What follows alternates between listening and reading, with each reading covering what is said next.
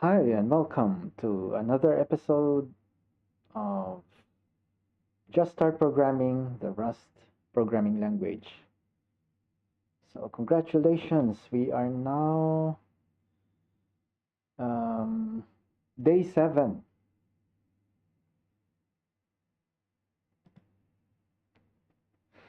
So, let's just do a quick review on where we ended last time, the other day.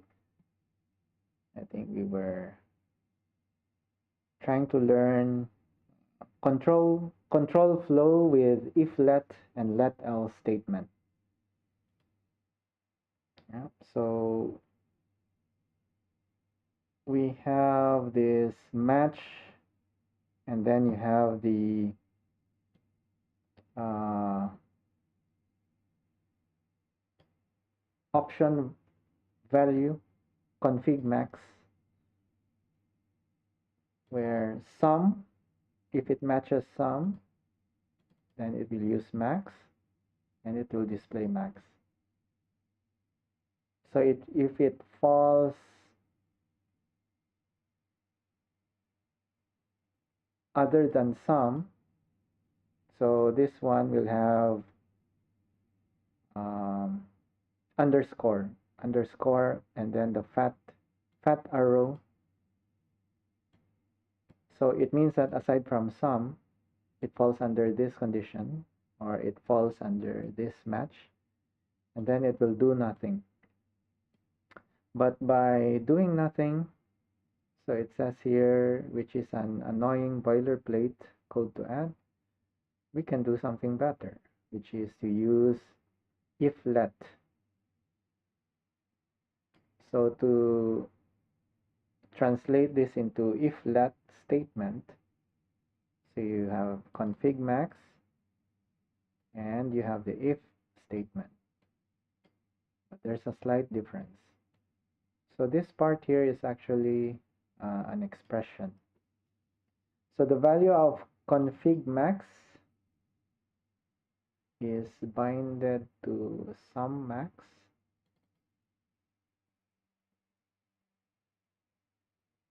if let takes a pattern and an expression. So the pattern is this, and the entire expression is this one.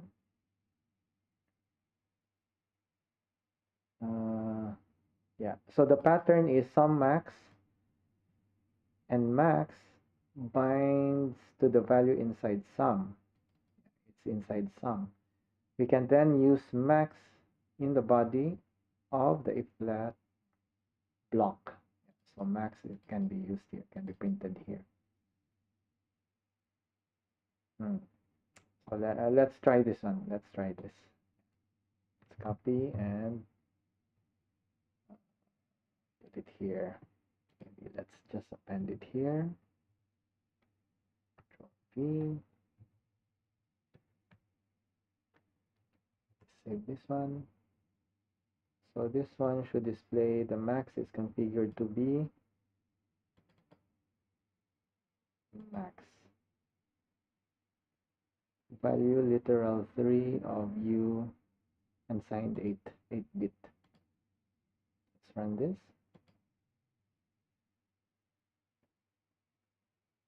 Yeah, so here the maximum is configured to be 3.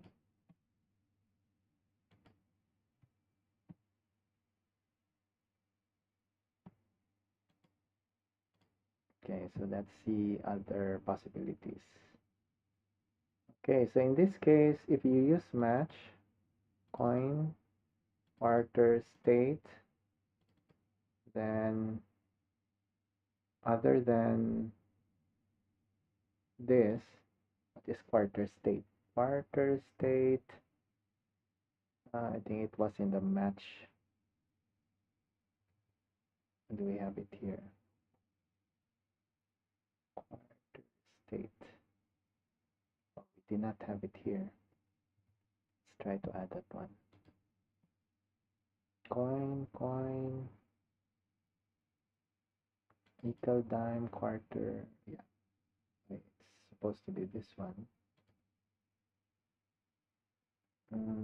Can copy this part.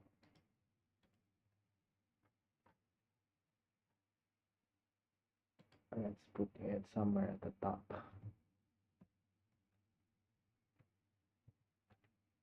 So snip is code snippet. Yeah, anyway, it's commented. Quarter, for quarter, we need to put in state.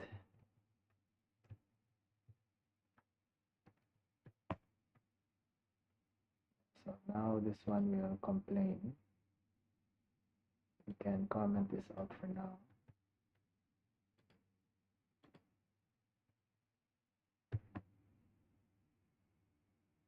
Then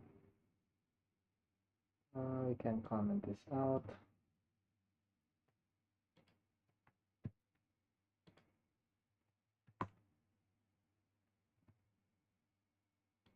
Here, state.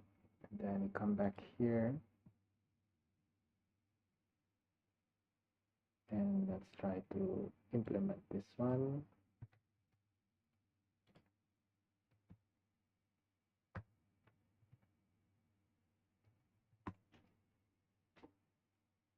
Coin, match coin.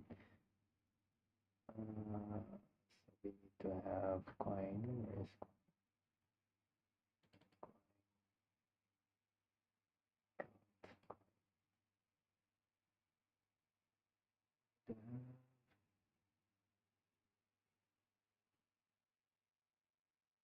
Not found in this scope.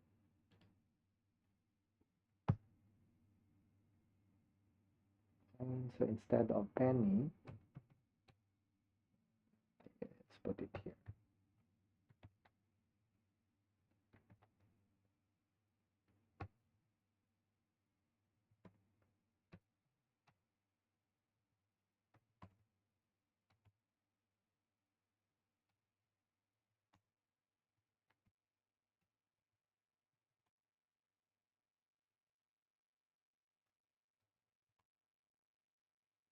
And okay, we can keep penny, meaning coin here is penny. So it will not match quarter state. So what that means is count will be incremented to 1. And then here maybe we can display a debug. What is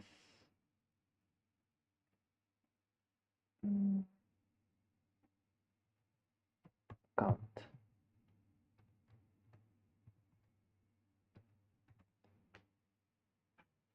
So since coin penny is binded to coin, and we are checking here what coin is, does it match coin quarter, which is false because we are using penny. And then the count, other than quarter, which is the underscore here, count, which is 0, will be incremented, so that is count equals count plus 1. Count equals count plus 1. Yeah, it will be incremented to 1. Then here we will see 1. So let's save that and run. Error. Why do we have an error? Due to previous error, cargo run terminated with exit code. Okay, what was the issue? Coin quarter state. Use state cannot be okay, cannot be formatted. So we missed out the derived debug here. Add derived debug to US state. So let's copy this. Where is US state? US state is here. Okay.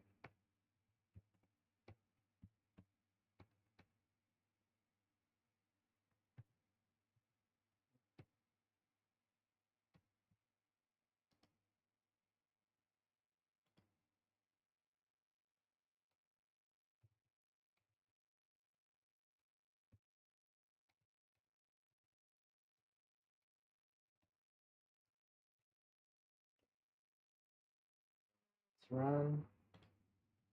Should be fine. Yeah. So you see, count is equal to 1. Yeah, count is equal to 1. But if penny, okay, so let's change this a little bit. So instead of penny, we use quarter. And then quarter is of which US state? I want Alabama, state Alabama. Okay, do we need the parentheses here? We need some.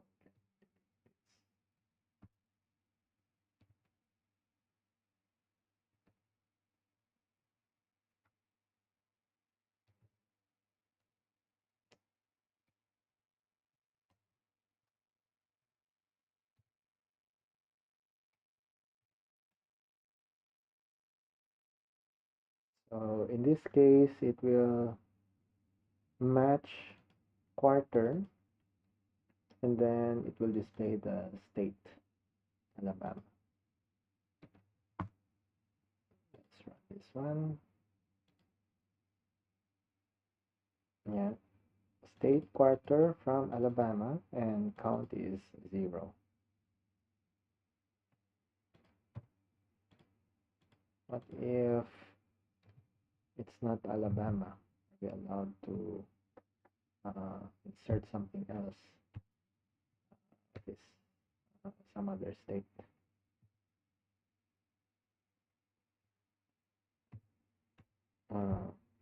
California. Let's see. It worked? Of course, it will not work because we haven't defined California over here.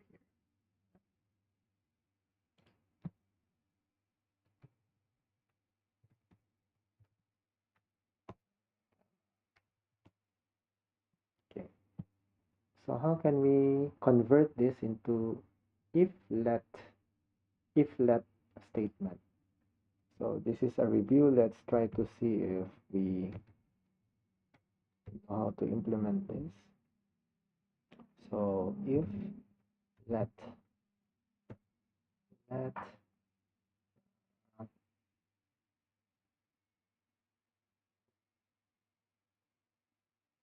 coin colon quarter, then insert state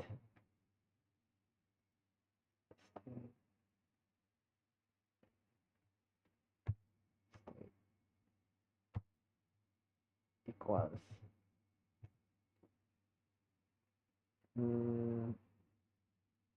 coin and then close bracket,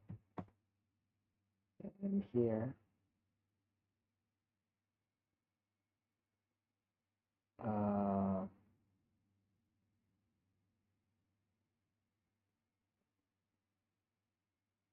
we can print line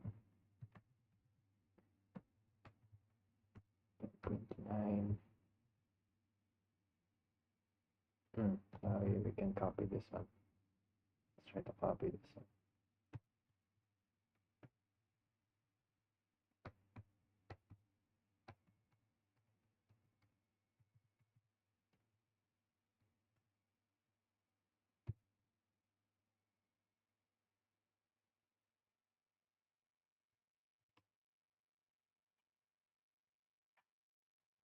Should end with semicolon. Okay, so what's the error? State use of move value, of course, because copy. Okay. How do we fix this?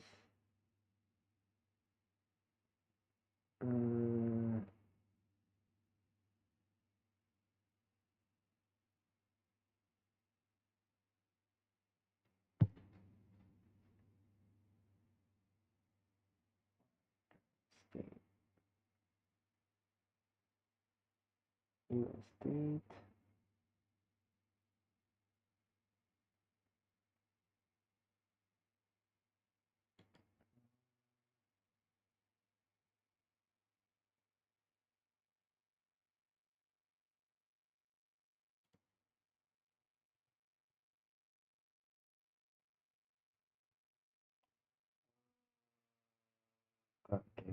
move, it was complaining about move.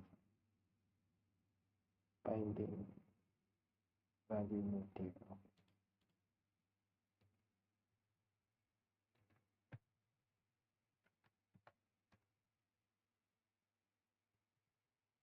Okay. Moving coin, coin,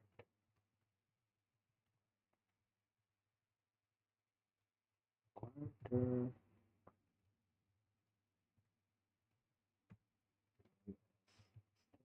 Alabama.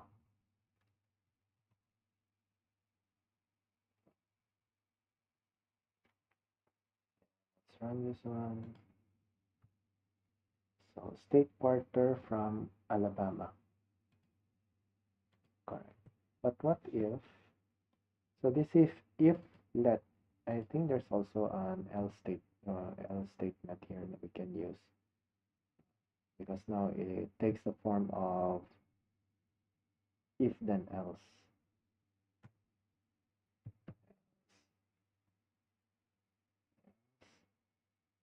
Mm, the uncomment count, and here count plus equal to 1. And then let's do a debug count.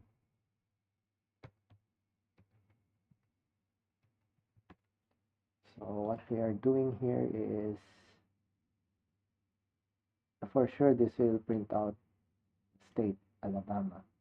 But if we wanted to increment count, then we should put something else here. So let's remove,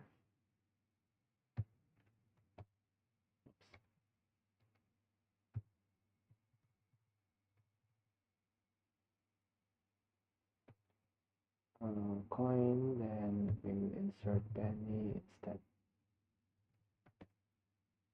So that is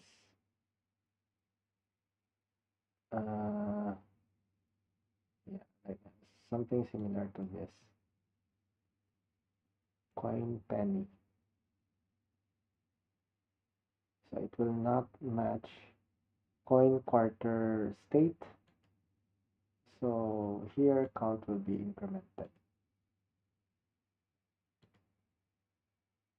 Yeah, count is incremented. Okay, I think there are a few things we need to note. Thus, if usually you have if then, if then. No, is it in Rust? If then.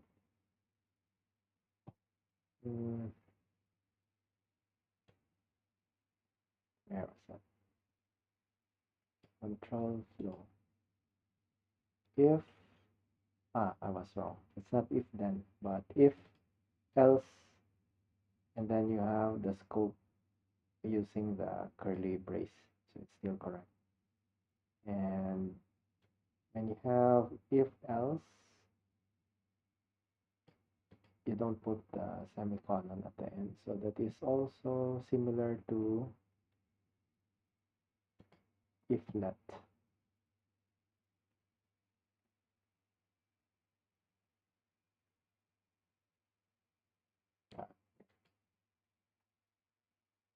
Oh, I think we missed that one. So I binded it directly, so we cannot do it was already moved, so you need to use mut here instead. Yeah. Okay, so aside from that, how do we use let and else? So we can implement US state, yeah. So US state as the struct to have this function existed in where it takes itself as the first parameter and then year. it will return. So this is slim arrow. It will return Boolean where you use a match to itself if US state Alabama, if it matches US state Alabama, then yeah, at arrow year greater than equal 1819, and Alaska year greater than equal 1959.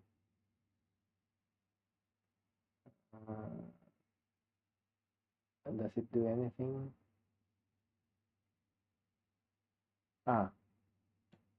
This one will be the return. So if it's true, year is greater than equal to 1819, then existed in, so we'll return true because it's Boolean. If year is greater than equal to 1959, if it's true, then this function will return the Boolean true. Yeah. Okay, here there's another function, describe state quarter. Then you're using option string. Okay, so the type of option now is string. If let coin quarter state equals to coin, the coin that is passed here, if state existed in, so okay, state, now it's using state. Okay, so quarter uses the struct, no, state is struct, or was it enum? Enum, mistake, it's not struct, but it's enum. Enum,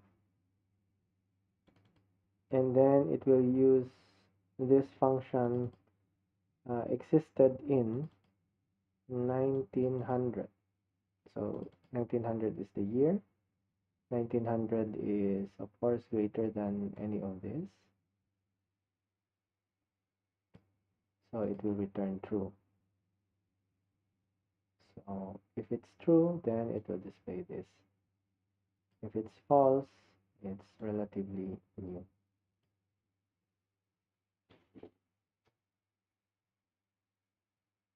Else, none. Let's try this one.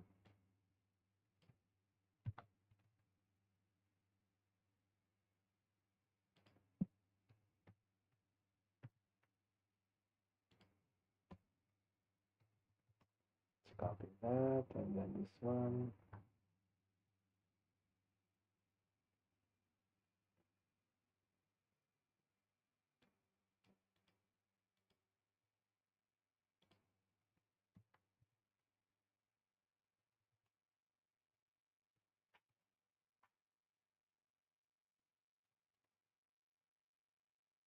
Describe state quarter. Okay, so that's the function. Let's use describe state quarter.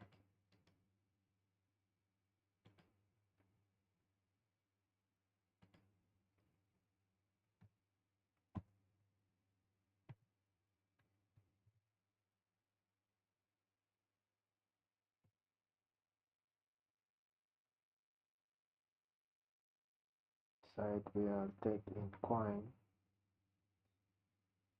Let's copy this part.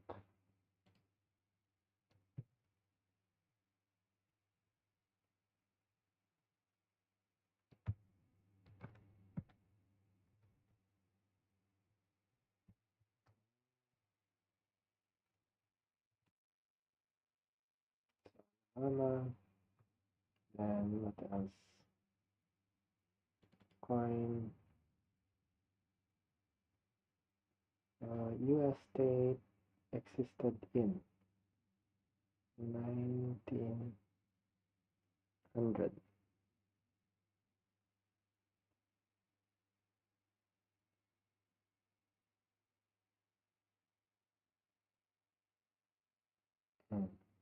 So 1900 is already added here. Existed. So we don't need to add it here anymore. And then let's see. Let's run this one. Where is it? It did not print anything.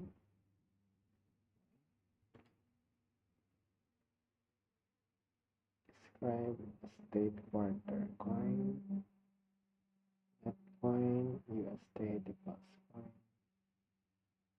State existed in year. US state existed in year. If it's Alabama,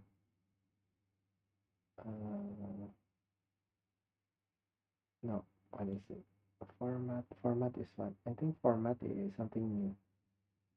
Receives a format string. This must be a string literal. The power formatting is in the curly braces contain. Okay. Common use for format is concatenation in the interpolation of strings. The same convention is used with print. Okay, so it will concatenate a string. So it means that, okay, so it will return this one. Describe state returns option string. Okay, so it becomes an option string. So how do we print that one? So we can say, okay, so this is print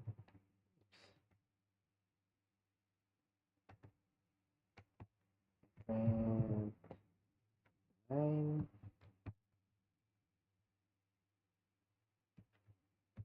like this. To complain because now it's option. So how do we extract option again?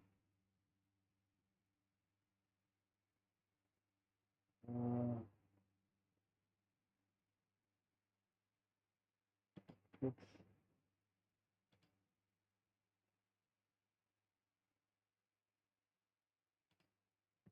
I think we can do something like this.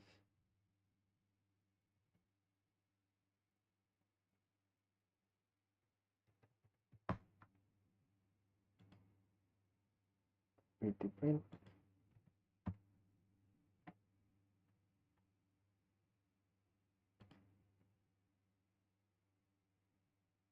So it's a sum. Alabama is pretty old for America. So it's a sum. But what about if I do something like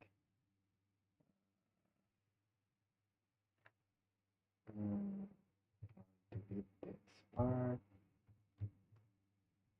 Okay, just want to extract the type. So match. Let's do a match. Match the output of this. And hitting here. Then here the some message. It's a string. And fat arrow.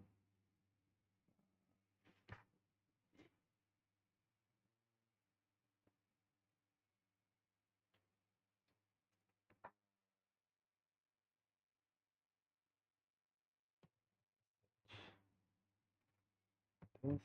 Then anything other than that. Fat arrow. Let's do nothing.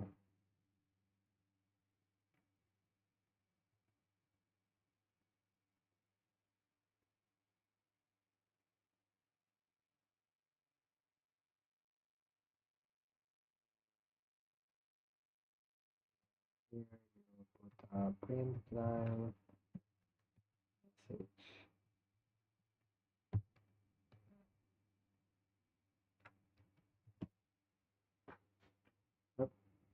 wrong. Message must be string literal.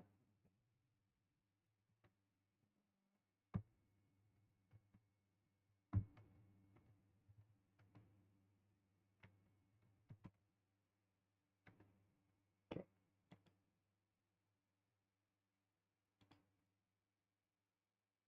Yeah, Alabama is pretty old for America.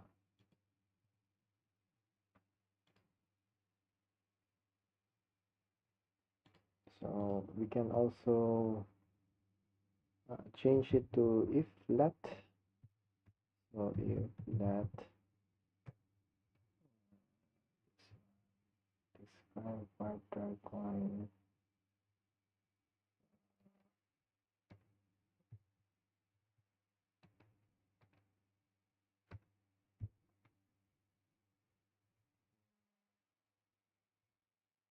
was um, some message.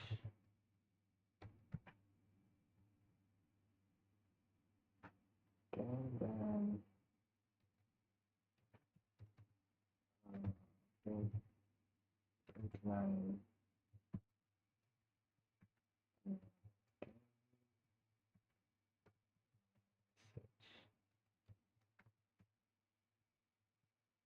okay.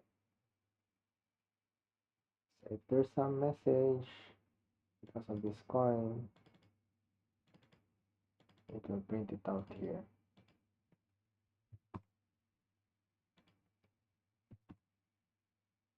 Okay. Let's run it.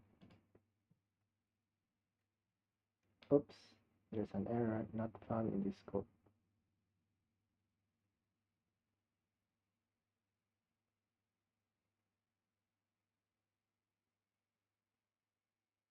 Not at all. How do we correct this one? Do we correct this one? So it's a coin. Okay, message is not here. If let US state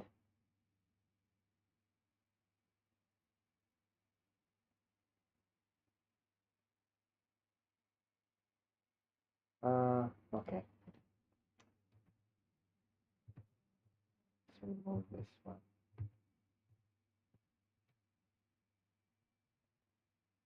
If let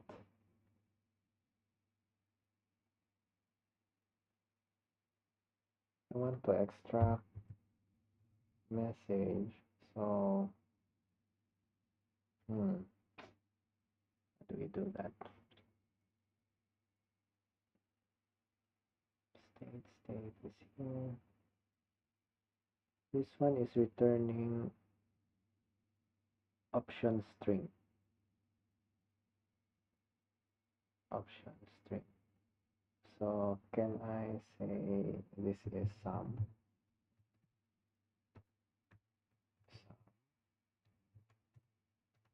Message here, so that you can get the value of message from here and print it out here. Okay, let's try. This one will return option string.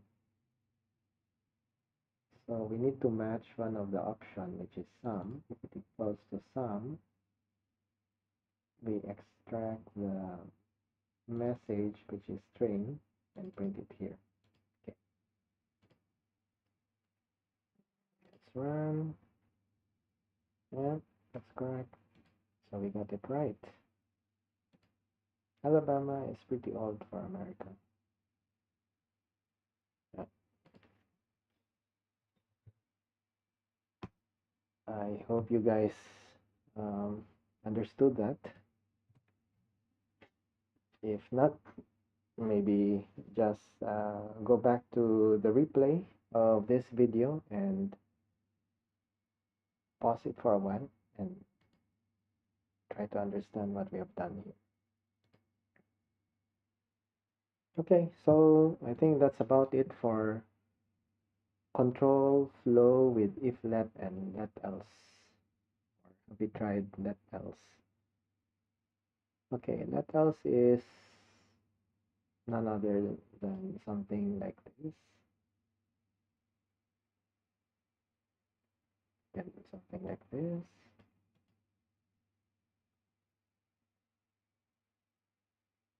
So option is a standard library. You can use match, or you can change your code and use if let instead.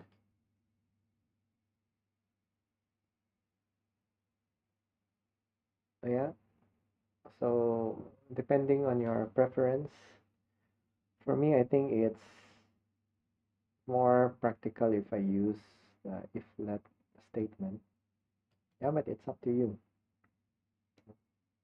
What works for you? All right, let's move on to the topic today. So, managing growing projects. This is an exciting topic, mainly because now we're not limited to just one main RS. Probably we'll discover how to combine with other codes as well. So if we take a look at this match control flow project, let's do a tree.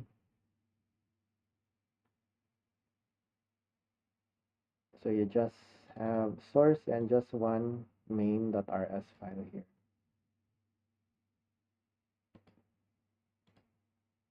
So now let's try to create a new project once again. Create, no, not create, but cargo new. What should we call this? Uh, packages, maybe packages, packages, packages, tree. Now you have this one again. Let's close this and open up a new Visual Studio Code. Code dot.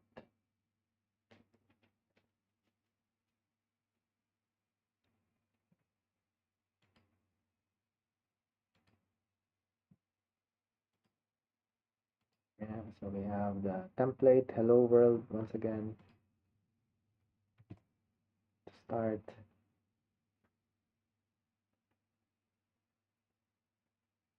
The Rust analyzer. Okay, I can run this hello world. Hello world. We always start with hello world. Okay, let's read.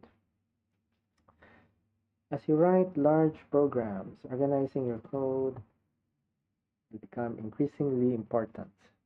By grouping related functionality and separating code with distinct features, you'll clarify where to find code that implements a particular feature and where to go to change how a feature works. The programs we've written so far have been in one module, in one file. Yeah, that's correct. We only have main.rs as of now. As project grows, you should organize code by splitting it into multiple modules and then multiple files. A package can contain multiple binary crates and optionally one library crate. Okay, so it says here a package can contain multiple binary crates and potentially one library crate. Does it mean you can only have one library crate in your package? Probably. Let's see. As a package grows, you can extract parts into separate crates that become external dependencies. This chapter covers all these techniques. For a very large project comprising a set of interrelated packages that evolve together, Cargo provides workspaces, which we'll cover in cargo workspaces, chapter 14. Oh, so we are halfway there. Although it's tempting to jump into this, but since we are learning this the first time, it's good to stick to the program and we'll just continue on. We'll also discuss encapsulating implementation details, which lets you reuse code at a higher level. Once you've implemented an operation, other code can call your code via its public interface without having to know how the implementation works. So now it mentioned about public interface. I think it's the first time that we encounter this word, what it means. We don't know yet. So let's continue reading. The way you write code defines which parts are public for other code to use and which parts are private. Implementation details that you reserve the right to change. Okay, so it means that some parts of the code can be public and some parts will be private. So there's a way for you to make your code not accessible to others, to other modules. This is another way to limit the amount of detail you have to keep in mind. You have to keep in your head. So packages, workspaces, uh, encapsulation, and then you have private and public. Okay. A related concept is scope. The nested context in which code is written has a set of names that are defined as in scope. When reading, writing, and compiling code, programmers and compilers need to know whether a particular name at a particular spot refers to a variable, function, struct, enum, module, constant. Module, we haven't touched on this yet. But function, struct, enum, constant, yes. Or other item and what the item means. You can create scopes and change which names are in or out of scope. You can't have two items with the same name in the same scope. Tools are available to resolve name conflicts. So it says here, you can't have two items with the same name in the same scope. So what are these items? I think items would refer to function, variable, function, struct, enum, module, or constant. But then it's just my assumption. Rust has a number of features that allow you to manage your code's organization, including which details are exposed, which details are private, and what names are in each scope in your programs. These features sometimes collectively referred to as the module system. Okay, so yeah. So now we're talking about module. Module system include packages, a cargo feature that lets you build, test, and share crates packages. Crates, a tree of modules that produces a library or executable. Modules and use let you control the organization, scope, and privacy of paths. Paths, a way of naming an item such as a struct, function, or module. So in this chapter, we'll cover all these features, discuss how they interact, and explain how to use them, manage code. By the end, you should have a solid understanding of the module system and be able to work with scopes like a pro. Like a pro, yes. I hope so. Let's see. I think it's a long chapter, but let's move on. Package and crates. The first parts of the module system will cover are packages and crates. So a crate is the smallest amount of code that the Rust compiler considers at a time. Even when you run rustc rather than cargo and pass a single source code file, as we did all the way back in writing and running Rust program in chapter 1. The compiler considers that file to be a crate. Crates can contain modules, and the modules may be defined in other files that get compiled with the crate, as we'll see in the coming sections. A crate can come in one or of two forms, a binary crate or a library crate. Crate can be binary or library. Binary crates are programs you can compile to an executable that you can run. Okay, so binary. Binary are executable that you can run. Such a command line program or a server. Each must have a function called main that defines what happens when executable runs. All the crates we've created so far have been binary crates. Okay, so yeah, so does it mean all of these are binary crates when we did this? When we did this? Yeah, I think it is.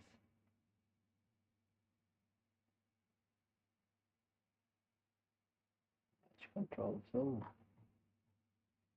examples, debug under debug.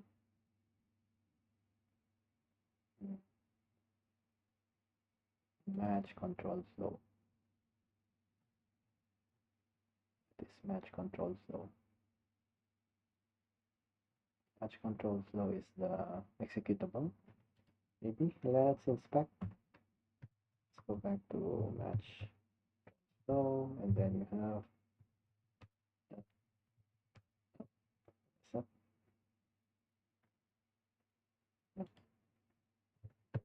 control flow first.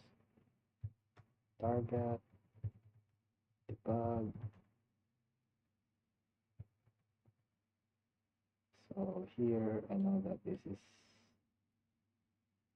executable because X, and then match control. We execute match control flow like this. Yeah. So this is a binary crate, perhaps. There's an executable binary here. Okay, so let's continue to read.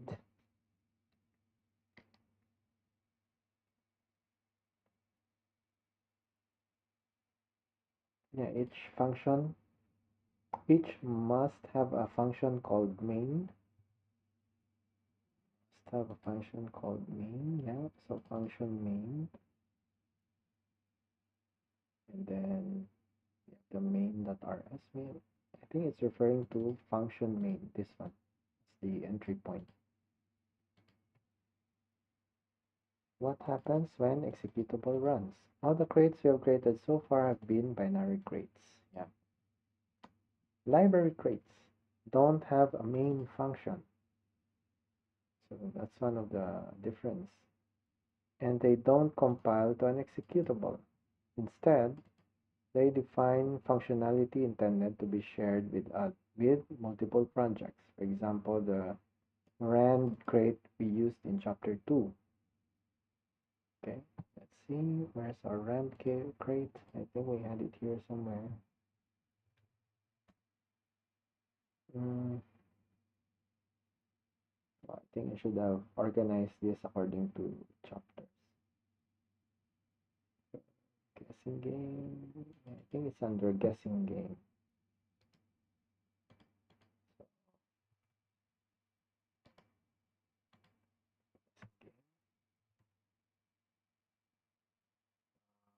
Actually, so many things here.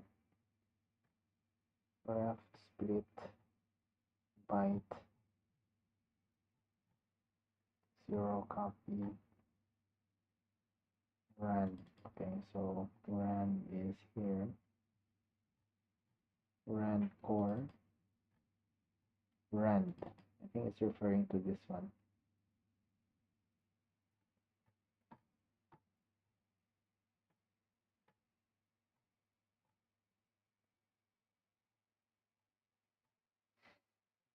Do we have HTML? Oh, I think this is the documentation. Rand core. Okay, rand core. You have documentation. I think this is still part of documentation.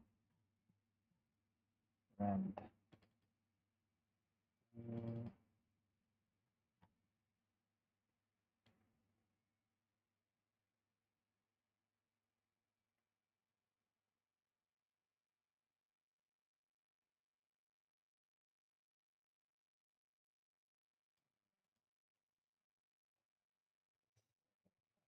code.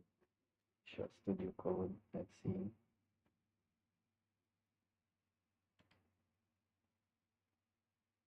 Get, yeah, so we have doc debug. I think it's under debug. And where do we find rand? Okay, build dependencies, examples.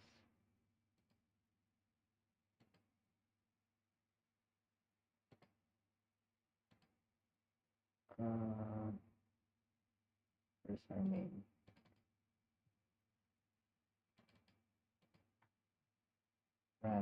Rand is here. So it's an external crate. But how do we find it here?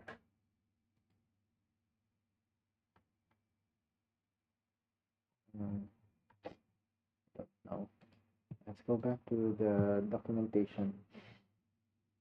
Rand crate we use in chapter 2 provides functionality that generates random numbers. Most of the time when rustaceans say crate, they mean library crate. And they use crate interchangeably with general programming concept of a library. Okay, so crate, library crate. The crate root is a source file that the Rust compiler starts from and makes up the root module of your crate. We'll explain modules in depth in defining modules to control scope and privacy. A package is a bundle of one or more crates that provides a set of functionality. Package contains cargo, the YAML file that describes how to build those crates. Cargo is actually a package that contains a binary crate for the command line tool you've been using to build your code. Yeah, so I think we have that. So this one will have cargo, the YAML, yeah, for the guessing game. So our package is guessing game. We have a dependency to rand. I think this is the crate that they're referring to. So our package is dependent on the rand crate or library.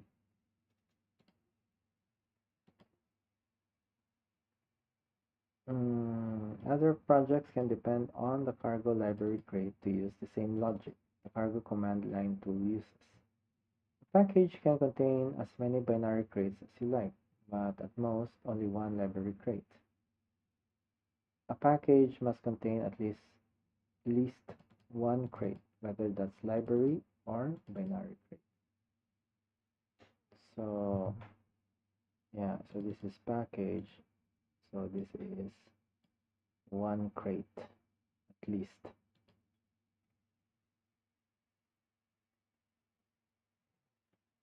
Let's walk through what happens when we create a package. Cargo new. Okay, so here you have cargo and then you have the source and main RS. This is what we have been seeing uh, prior to this chapter. After we run cargo new project, we use ls, yeah, you can see. Uh, okay, cargo follows a convention that source main.rs is the crate root of a binary crate with the same name as the package. Likewise, cargo knows that if the package directory contains source librs, the package contains a library crate with the same name as the package. And source librs is the crate root. Cargo passes the crate root files to rustc to build the library or binary. So it has a naming convention, as you can see here.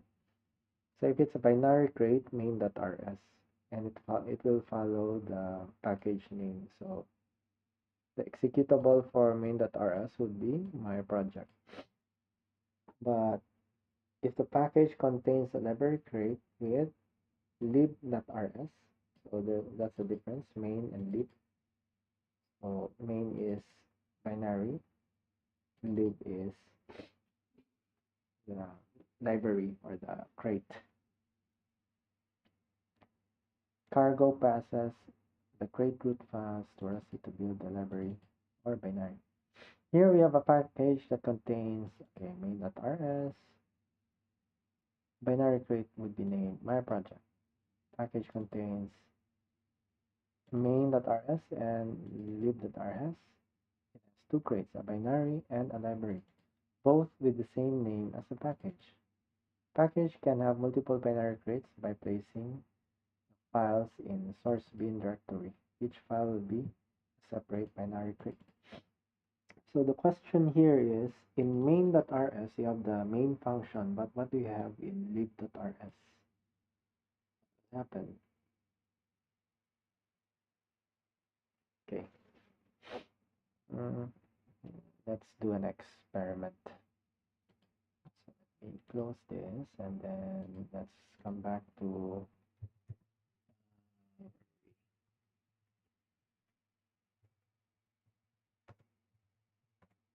packages. So packages is the name of our package. So if we view I source main, we have hello world. And since we did a cargo, no, did we do a cargo build? Cargo build. Okay, so it created as you see target. So if we do a tree of target, uh,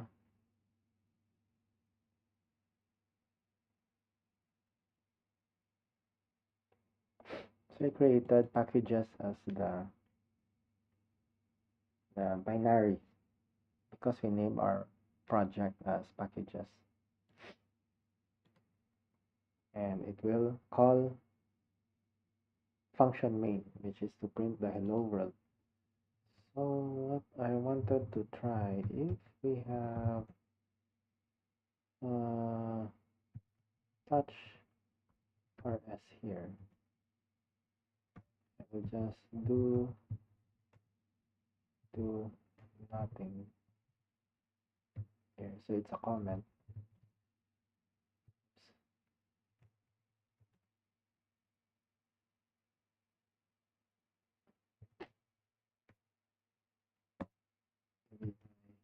Lib.rs.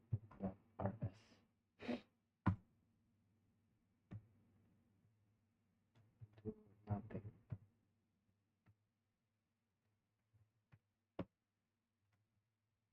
Why did I type touch? Oh, I think I wanted to touch a file. I ended up creating a touch.rs file. So here, let's do a cargo build. Okay, then let's go to target. Let's do a tree.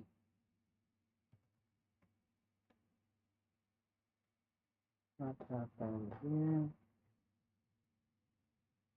Of course, we'll have binary.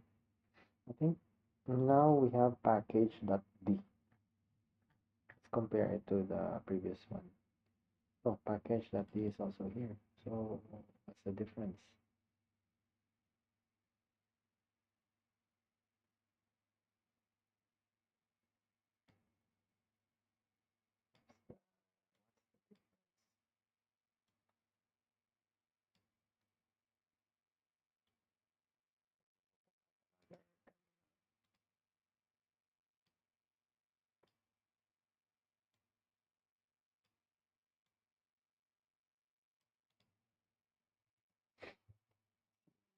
projects, cd-rus,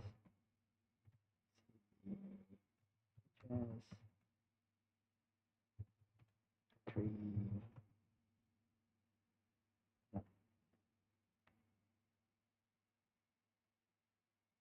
Hmm. So there's a slight difference. Here you have packages.d, but here now you have libpackages.d, or lib, what else is there?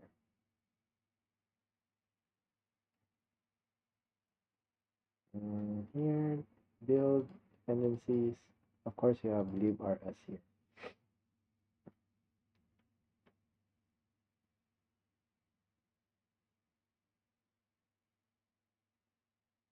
You have more things here.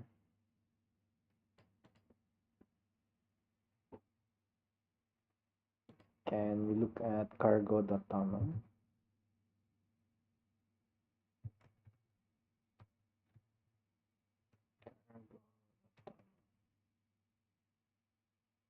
Still packages.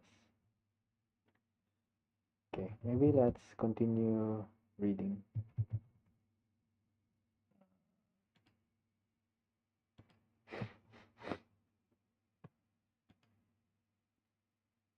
Okay, defining modules to control scope and privacy.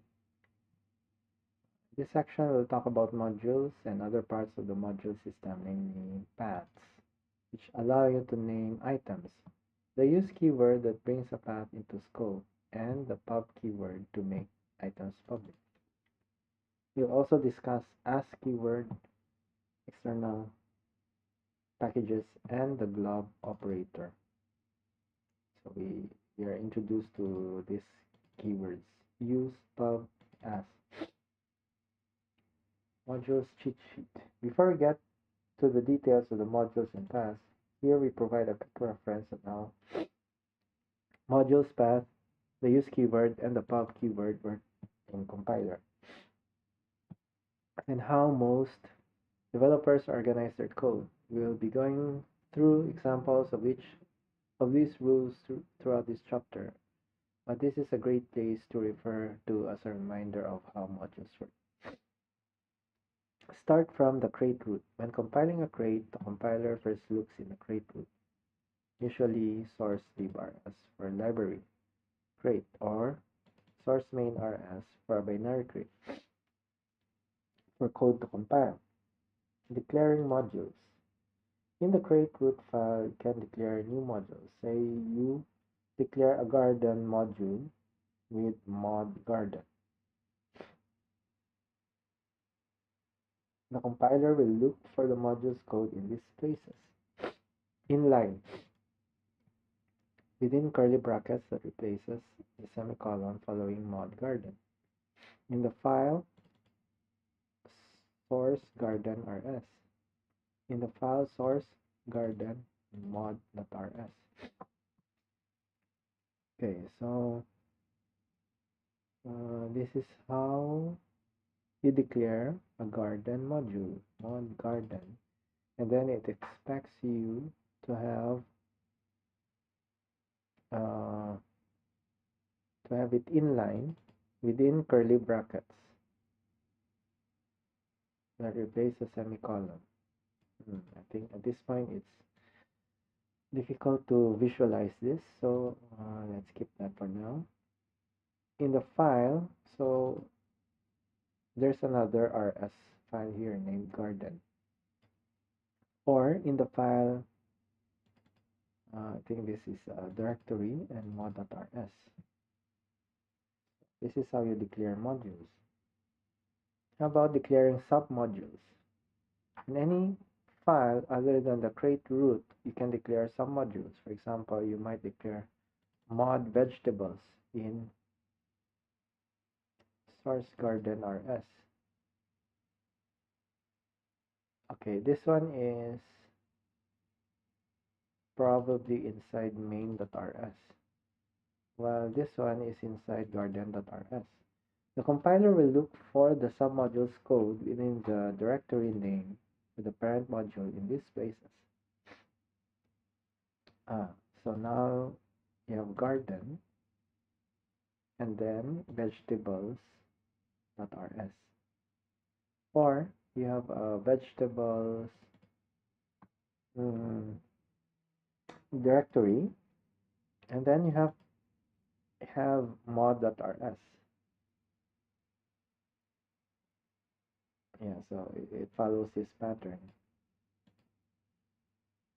It's just that you went in another subdirectory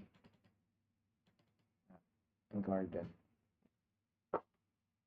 So submodules is like okay, it's under another subdirectory.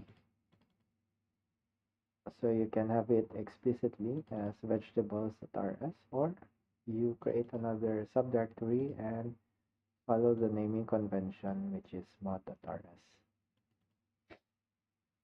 Or you do it like this. Paths to code in modules. Once a module is part of your crate, you can refer to code in that module from anywhere else in that same crate. As long as the privacy rules allow, using the path to the code. For example, an asparagus type in the garden vegetable module would be found at crate garden vegetables asparagus. Why do we have capital letter here? Does it signify anything, perhaps? Okay. Private versus public. Code within a module is private from its parent modules by default. Okay. Code within a module is private from its parent by default. So by default, everything is private. To make a module public, declare it with pub. Oh, okay, okay. This is how you do it. Make it public, need to explicitly put in the keyword pub mod instead of mod. So mod is by default private, so you cannot use it. If you want to use something, you need to use pub to make it pub. To make items within a public module public, you use pub before their declaration. So then anything inside that one you need to put in pub. So it seems like it's a lot of work if you want to make things public.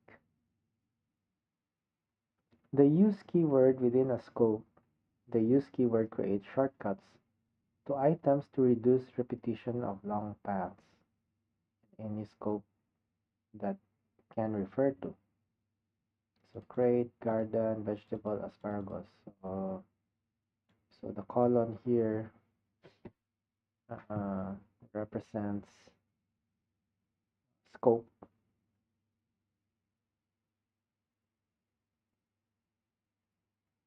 You can create a shortcut with use. Okay, so use this one, and then you can write asparagus. Okay. Here, we create a binary crate name backyard, illustrates these rules. The crates directory, also named backyard, contains these files and directories. Okay, so this is a cargo. Maybe let's follow this one, backyard, instead of packages. Maybe cargo new backyard. Let's do something like this. And then under source, backyard, cd source. We have main. So let's make a garden. H garden garden.rs. So main garden, and then we create a directory garden. Then under garden, we create a file and equals, is it with this? Yeah, garden. Okay, do a tree just to check. Tree, does it match this one? Okay, except for the cargo lock. The create root file in this case is source main rs. Contains, okay, follow this one. Mm, let's do vi instead.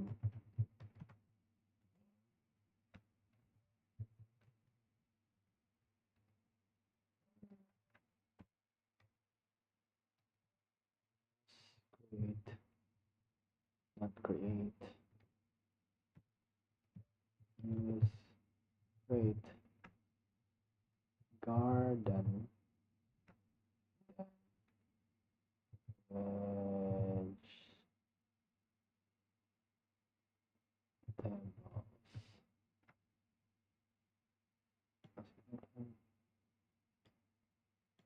And colon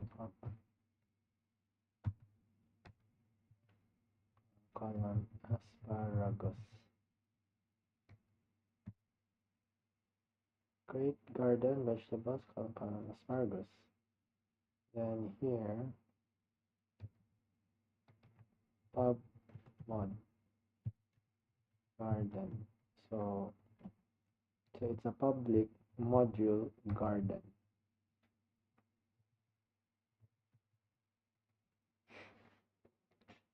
Then we have main.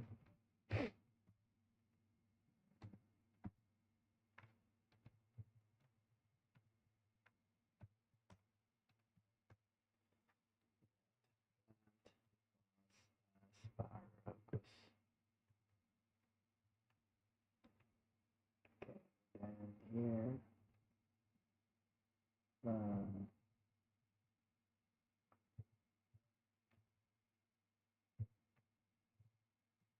I'm roaming and color question mark.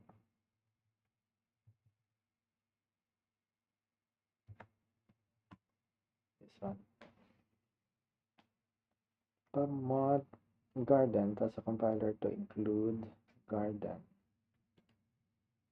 rs, which file name garden rs will contain this one. Okay, so let's vi source garden, and let's do a pub mod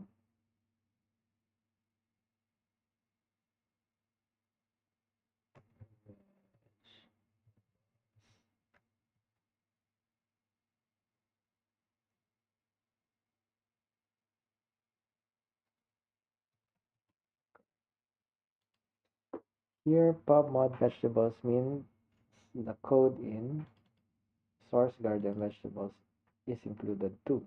Okay, let's copy this one and then source. So now it's garden vegetables. Paste it here.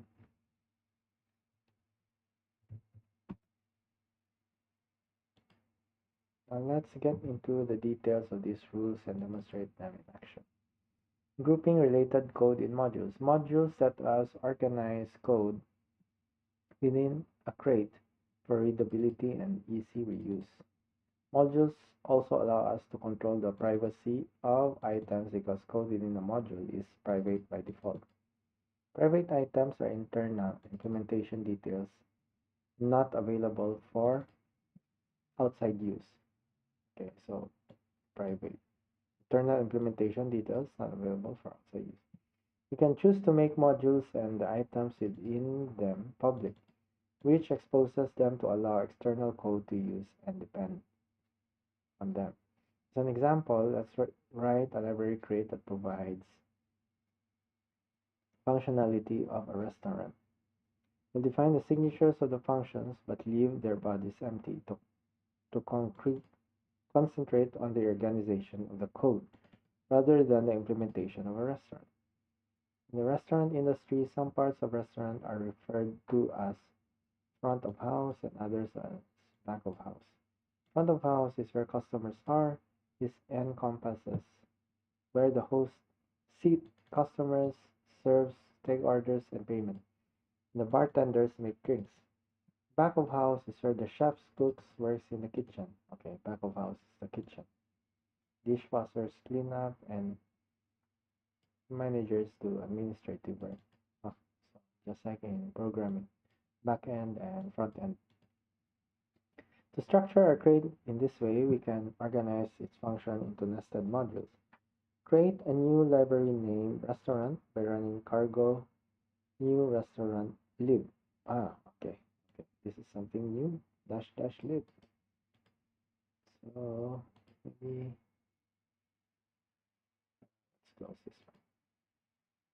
And here, come out from here.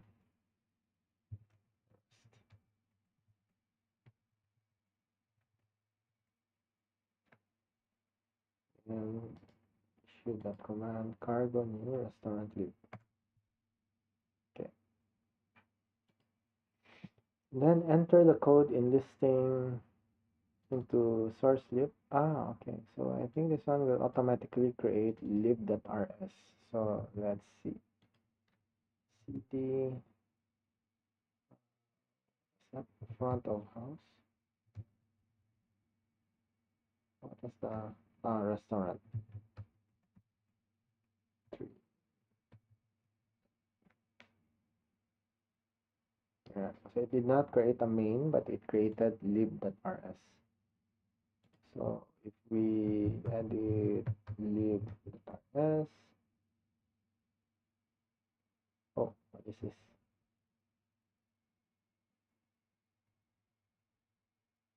Uh, did we create this?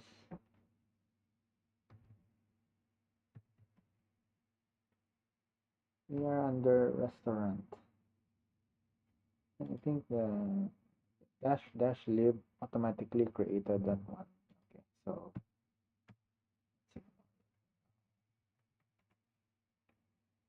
but what do we need? What do we want to do here? We can delete everything.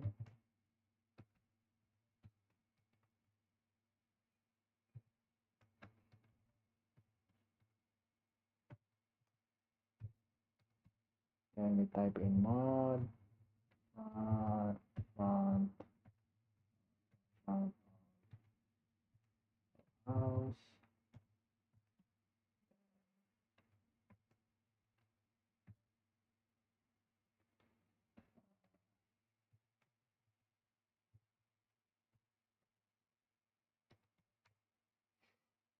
mod hosting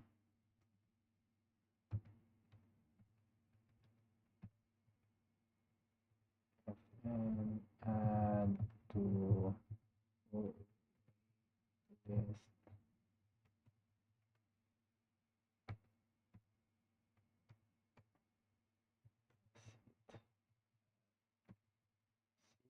at table. So then we have another mod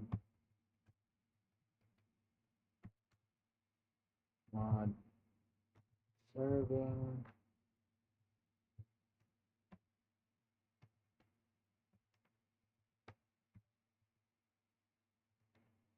and take order and serve order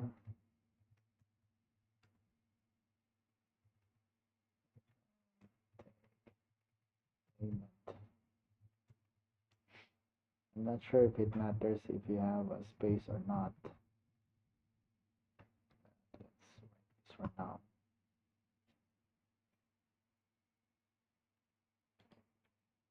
We define a module named mod keyword followed by the name of the module, in this case, the house. Body of the module then goes inside. Okay, I think this is the first scope, the one that was meant as inline.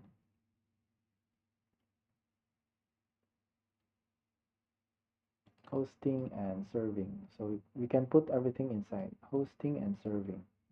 Modules can also hold definitions of other items such as tracks, enum, concentrates, and this is listing 7-1. So in this case, you have functions.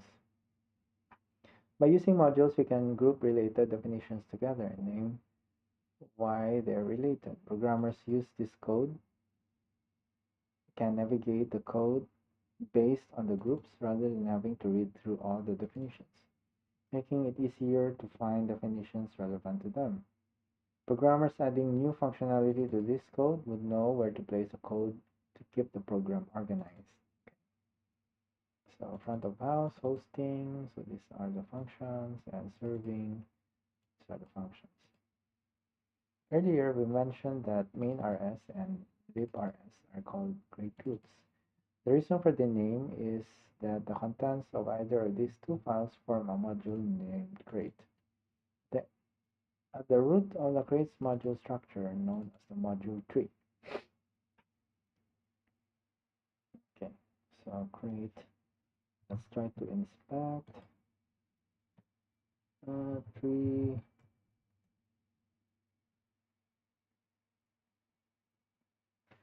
Uh, shows the module tree for structure in 7-1. Oh, this is module tree. It's not the directory tree. So it will not match to this one.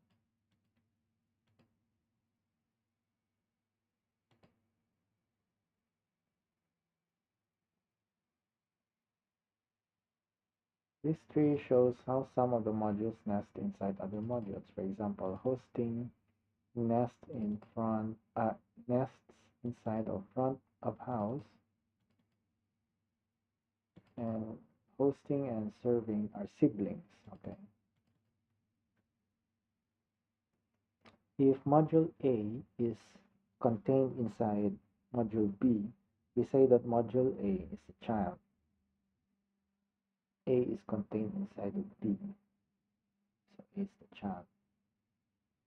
So in this case, hosting is the child of front of house. And then this one is the parent. Notice that the entire module tree is rooted under the implicit module named crate. So everything falls underneath this root module called crate. The module tree might remind you of the file system's directory in your computer. This is a very apt comparison. Just like directories in a file system, we use modules to organize your code. And just like files in a directory, we need a way to find our modules. Okay. So if we inspect the code,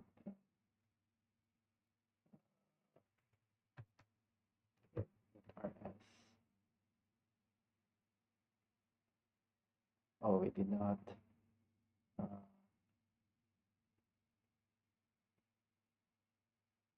We did not type in any crate here. Crate with colon colon. But if we go back to packages,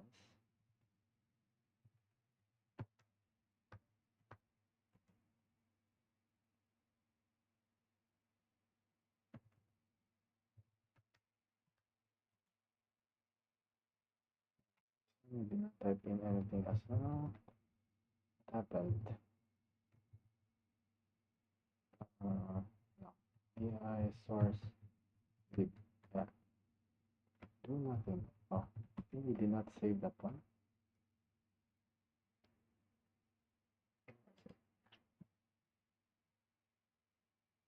Here, great.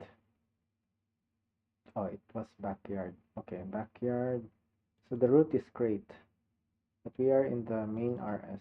To use garden, then you start off with great, garden, vegetables, and then asparagus. Asparagus is here.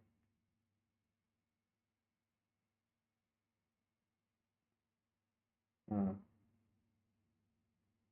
But can we omit great? Because everything falls under root. Can we do that? Go back to backyard. Okay, so we have this. So vi source main. Okay, right. Let's open a code.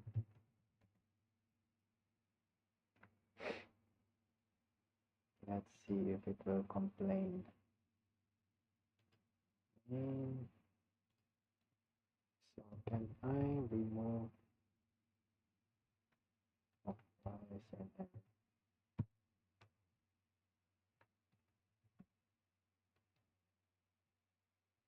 can I remove great?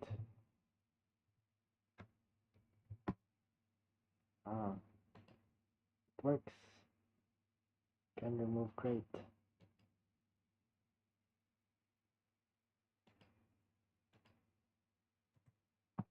So we don't need to specify. But can we remove garden? Yeah, now it will complain. Unresolved import vegetables.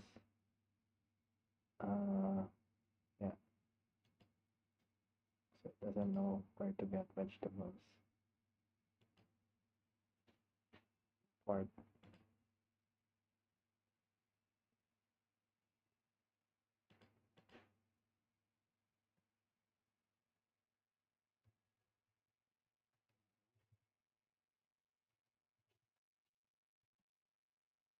Okay. Now it doesn't know where to get asparagus. So it should be complete. Oh, what is this? Self. And use import self. Mm, okay, so that's how it is.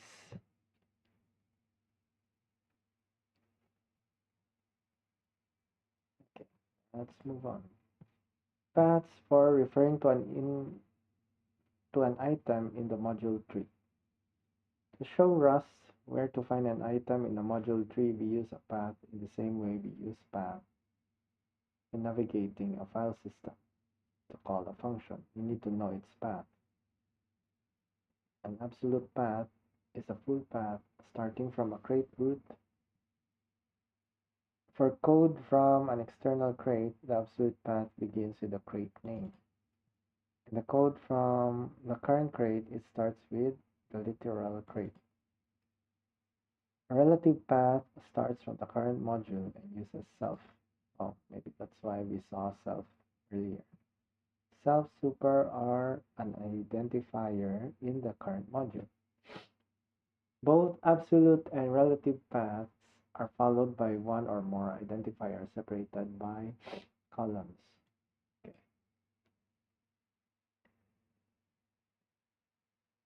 Say you want to call add to waitlist function. This is the same as asking what's the path of add to waitlist function. Listing 7-3 contains listing 7-1 with some of the modules and functions. So this is 7-3.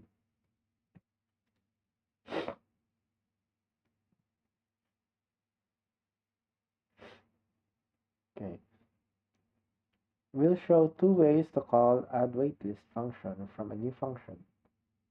So you have a new function here. You're inside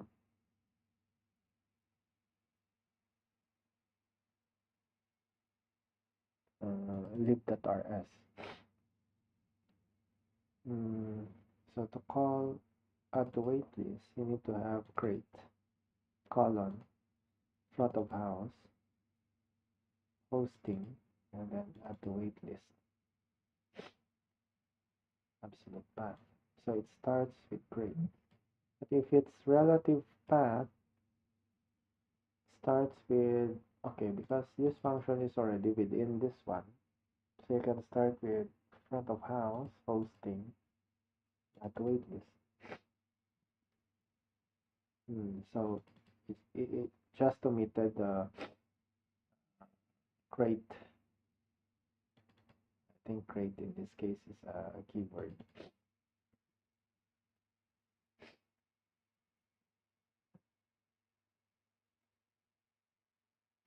Okay, so I think that's the explanation here. Can skip it. Starting module name. Okay, choosing whether to use a relative or absolute path is a decision you make based on your project. It depends on whether you're more likely to move item definition code separately from or together with the code that uses the item. For example, if we move front of house module and the eat restaurant function into a module named customer experience, we need to update the absolute path at the waitlist. But the relative path would still be valid. However, if we move eat at restaurant function separately into a module named dining, absolute path to the add to waitlist could call would stay the same, but the relative path would need to be updated. Our preference in general is to specify absolute paths because it's more likely we'll want to move code definitions and item calls independently of each other. So in general, it's better to specify absolute path because it's more likely we'll want to move code definitions and item calls independently of each other. Let's see.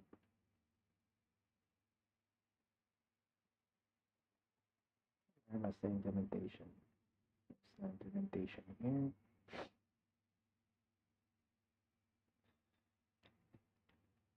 Yeah, I think it is just complaining it cannot find the module. Front of house, to it is. Yeah, but if we know where it is, then we know which one to call. Mm,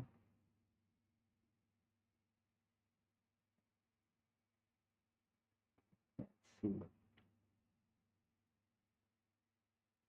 An error message says that the module hosting is private.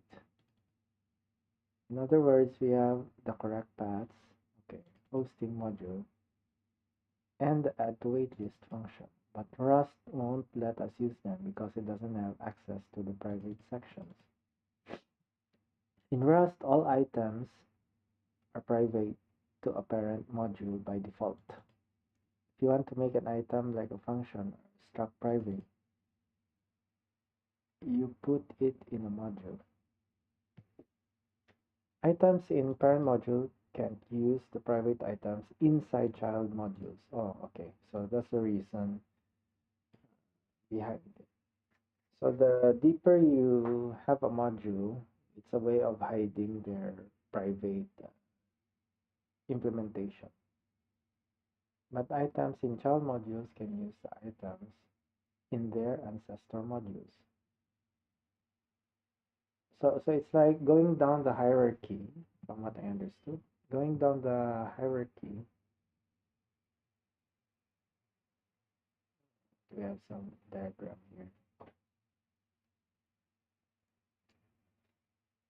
It would be nice if we have some diagram here.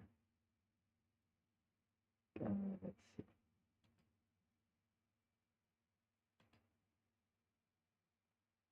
So going down the hierarchy, uh, you cannot use the modules of asparagus. Okay, let's see. We have asparagus. Let's try this one. What shall we do? Maybe create a function inside.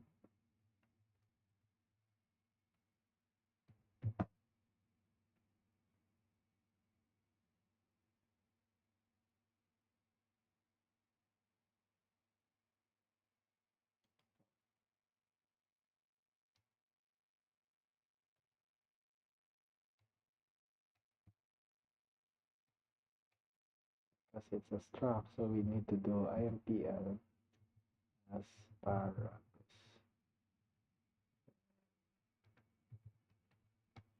Put it inside.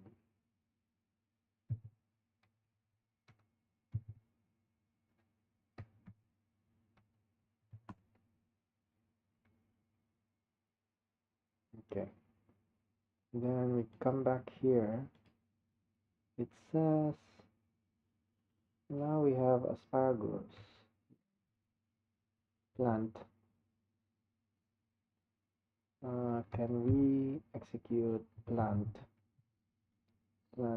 dot inside? Oh no. What was that? That was struct, right? So struct implement function inside. So yeah, function inside is private. So as you go down the hierarchy, by default, everything is private. So if we go to asparagus and can we do here?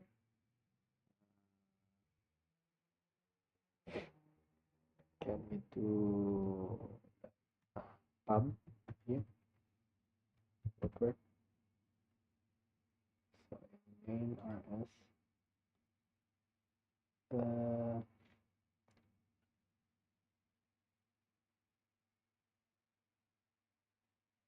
This is the quick fix.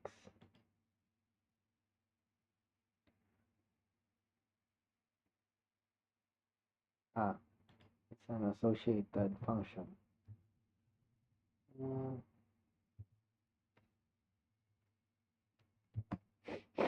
what's wrong?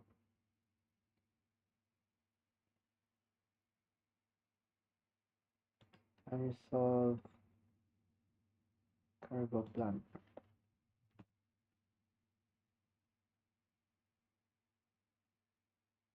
Failed to resolve use of unresolved module or unlinked crate.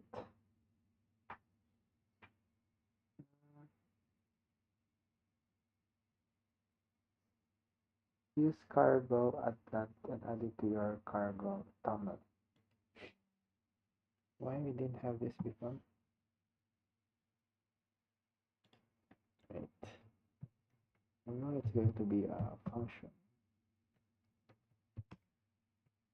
So if we come back here,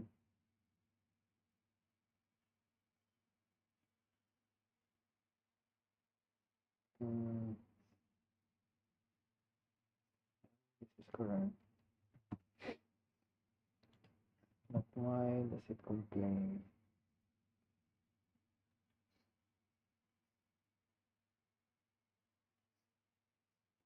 Found the following associated functions to be used as methods. Functions must have self-parameter. Okay. I think we forgot about that. Function, so borrowing should always be with percent and self. So we don't need to put in capital self itself. Okay, then here, now it works. Yeah. So we can do autocomplete as well. See? Inside shows up. Okay. But Uh, Asparagus. Okay, so let's try in vegetables. This is in vegetables. What's higher than vegetables? We go to garden. Garden. So in garden, if we create uh, a function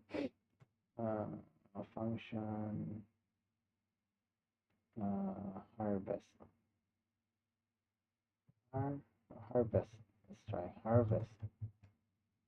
This is a function. Okay, it's not called anywhere. So in main, it is asparagus, but if say uh, okay, so garden dot harvest, garden dot harvest is not visible.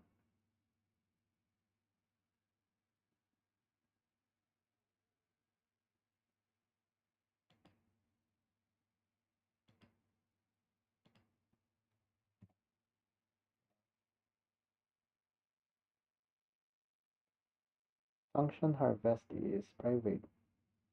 Yeah. So from outside going down, that is private, but we can fix that by creating a pub. Do we have to do something like that? Can we just do something like this? So now harvest is visible. Okay, so if we come back here, I will remove pub,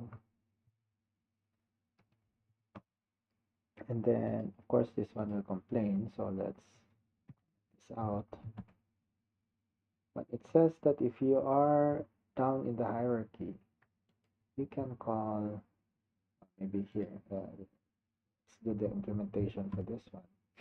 I can call harvest. Yeah, harvest is something you can call. It's allowed.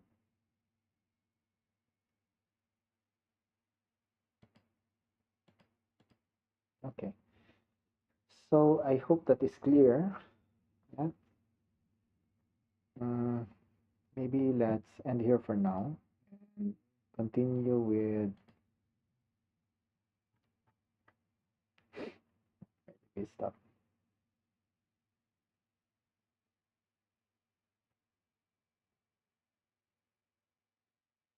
Scope and privacy, and then path. Okay, path. Exposing path with pub keyword. I think we did that.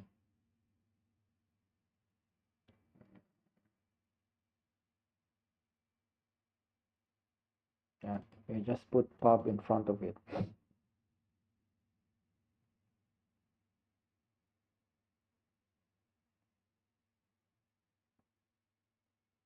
Super.